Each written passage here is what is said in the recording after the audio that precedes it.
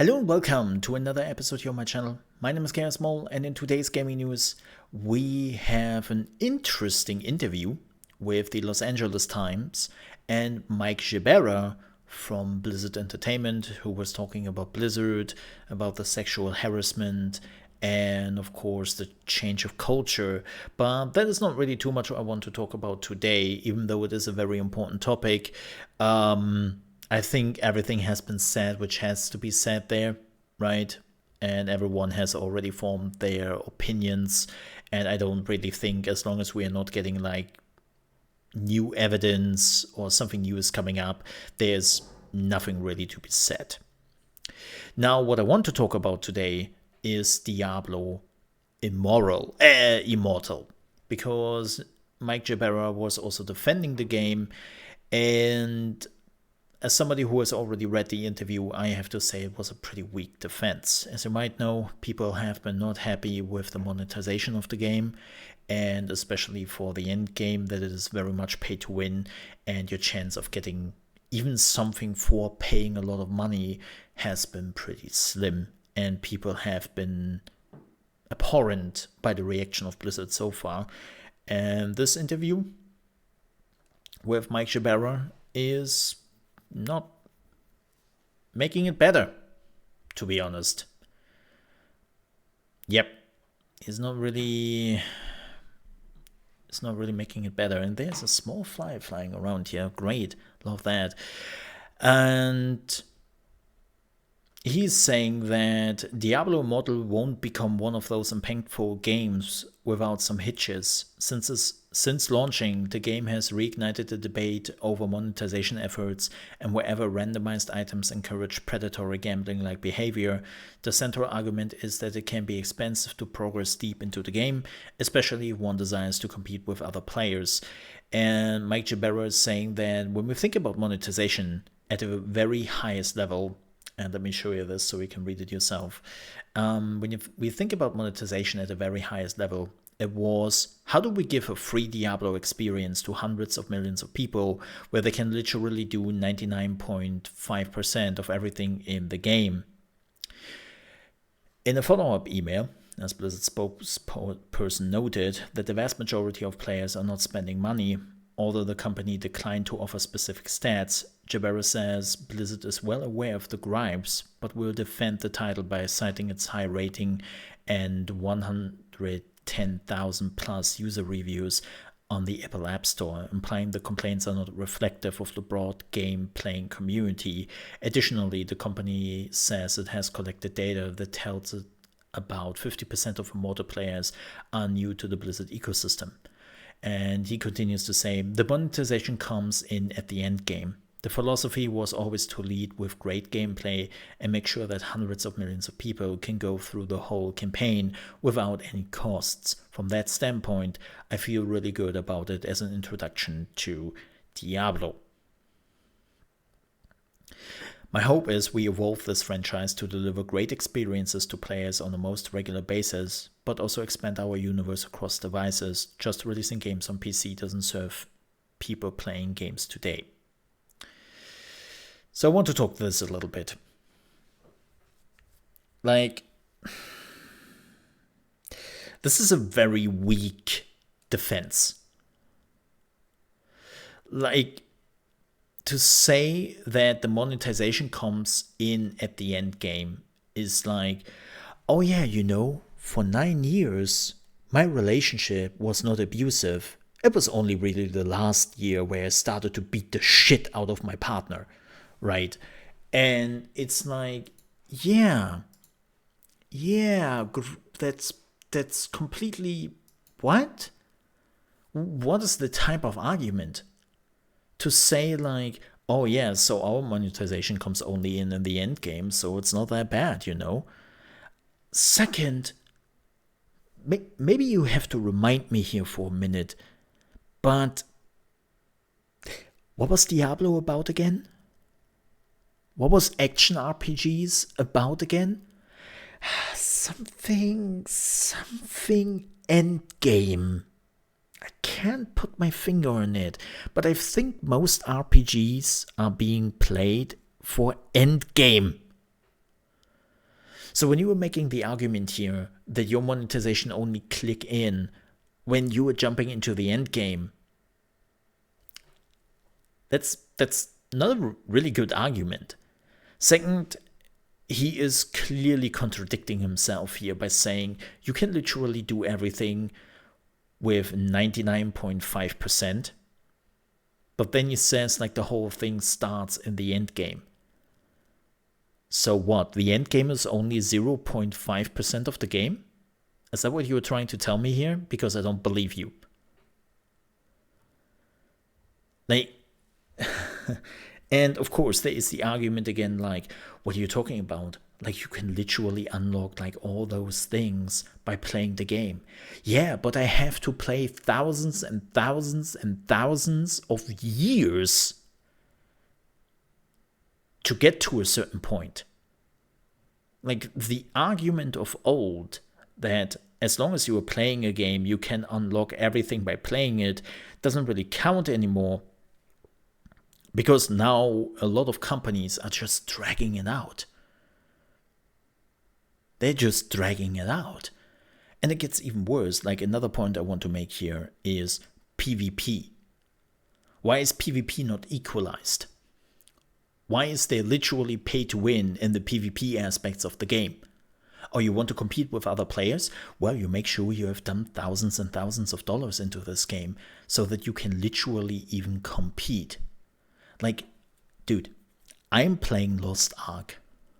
Lost Ark. A game where you can literally go to the item shop and buy power. You can do that in Lost Ark. It is pay to win by definition.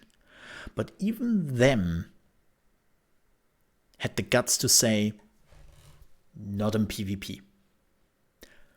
There is no pay to win aspect in PvP. Your power does not matter in PvP because everyone is equalized.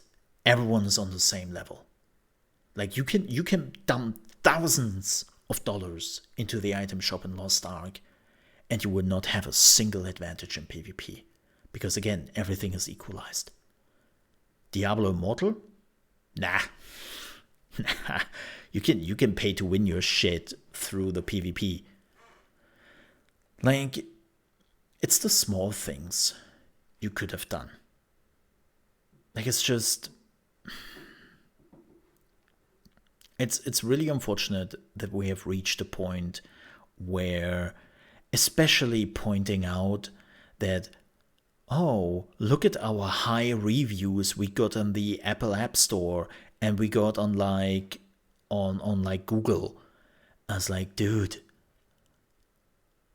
you can literally buy thousands of fake bots for a few dollars to give you good reviews.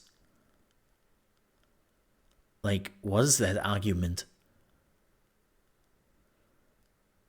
Like, what I get it. You're probably looking at the people who are pointing out that Diablo Immortal is a shitty pay-to-win game, and you realize that those people probably not even play your game. But instead of going that way and say, well, so we don't really care for them because they're not playing our game anyways, how about thinking, okay, why did those people actually decide not to play our game? Was it because they don't want to play mobile games? Or was it because they saw the microtransactions and the monetization and then they decided not to do it because it's pretty shitty? Like, I have played Diablo Immortal, and the moment I have seen all like the little gameplay aspects which are tightly bound to the monetization in the game, I was like, I'm out. Like, I said it before, Diablo Immortal knows exactly what it does, and it is ashamed of its own monetization system because the game is not unlocking the monetization in the real money item shop immediately. They let you play the game for multiple hours without even acknowledging that there is an item shop, and then when they do, they're not giving you the whole item shop immediately. They are slowly unlocking piece by piece by piece. And the same they do with the gameplay aspect, so that you are getting the whole picture much, much later. That you have to actually revert back to those tactics to hide your monetization like this. Like, come on, man. Yeah, this might actually work on some people, but this is really, really shady. And so I just can't believe like that this is so accepted. Like, of course, they're apparently making $1 million per day with Diablo Immortal right now. So from a company perspective, I'm pretty sure it's highly accepted because it makes them good money. But, and this is in my head, I have nothing to back this up. This is really just in my head. But I have the feeling every time you're making that $1 million per day, you are also burning a little bit of your, well, I don't want to call it prestige anymore at this point, because Blizzard has been doing nothing but burning that for the last couple of years. But I think there was a little bit of respect. You were sacrificing every day just to make that extra money from Diablo Immortal. And Blizzard at this point just feels like another EA, like another Activision, which is funny because they're both the same company. Like, back in the day, when you would breath the word Blizzard, you would always do that with some level of pride, some level of joy, because there's actually a company who puts gameplay first and doesn't design a game through monetization options first and then thinks about the gameplay. And that's not the case anymore.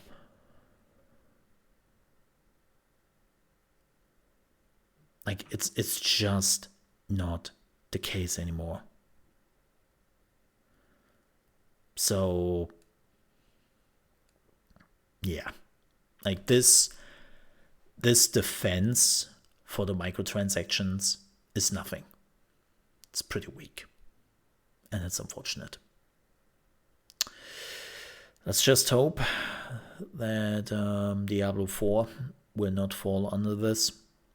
They are promising it won't, and maybe that's the sacrifice they had to make, bringing out a very shitty monetized Diablo game to make sure that Diablo 4 is not falling for the same microtransaction bullshit again like Diablo 3 did, right?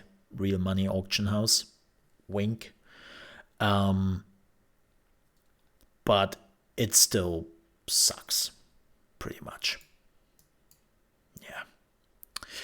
With that said, thank you so much for watching. If you enjoyed this video, I would appreciate if you leave a like. If you're new to the channel, you want to see more gaming news, opinion videos, reaction videos, and so on and so forth, then I would appreciate if you subscribe to the channel. It would me help out a great deal. And if you ever want to catch me live, you can do so from Monday to Friday at 8 AM East Coast time. That is 1 PM UK time and 2 PM Central European time at trovo.live/ChaosMole. And on Fridays, we are here on YouTube streaming games. With that said, thank you so much for watching. Stay safe, and I'll see you next time.